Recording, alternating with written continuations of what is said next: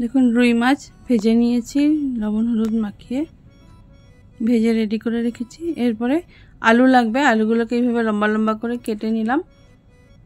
Tomato, পেঁয়াজ, আর এটাকে আমরা বিলাতি ধনেপাতা বলি। আর মশলায় লাগবে লবণ, হলুদ, ধনে গুঁড়ো আর সামান্য চিনি আর আদা। তেলে আলুগুলোকে ভেজে নিব লবণ হলুদ দিয়ে। ভালো করে ভাজা হয়ে গেলে পেঁয়াজ কুচিটা দেব, আমি দেখাতে ভুলে গেছি। এরপরে দেব টমেটো কুচি, দিয়ে ভালো করে ভাজবো। এর মধ্যে এই সময় দিয়ে দিব অল্প আদা কুচি। অল্প ভাজা ভাজা হলে মশলাটা দিয়ে দিলাম, ওই যে রেডি করে রেখেছিলাম মশলাটা, ওটা দিয়ে ভালো করে কষাবো মশলাটাকে। মশলা যত ভালো কষানো হয় রান্নার টেস্ট তত ভালো হয়। আমার মা পাশে দাঁড়িয়ে থেকে এগুলো শেখাতেন।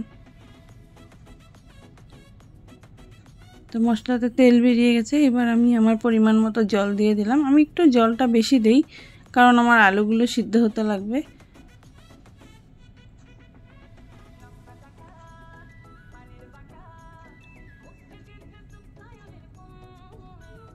ঝোলটা যখন ফুটে উঠবে তখন এই ভাজা মাছগুলো আমি দিয়ে দিলাম।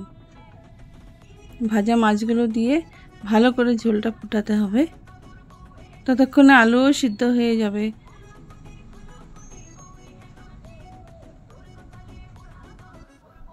দেখুন ঝোল অনেকটা শুকিয়ে এসেছে। এরপর যে বিলাতি ধনেপাতাটা দেখিয়েছিলাম সেটা কুচিয়ে এই ঝোলের মধ্যে আমি দিয়ে দেব।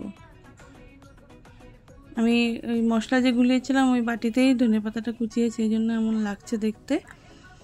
এই ধনেপাতাটার গন্ধ খুব সুন্দর হয়। তো দেখুন আমার রান্না রেডি। গরম গরম ভাতের সাথে পরিবেশন করুন, অসাধারণ লাগে। সাধারণ স্বাদের অসাধারণ রুই মাছের ঝোল।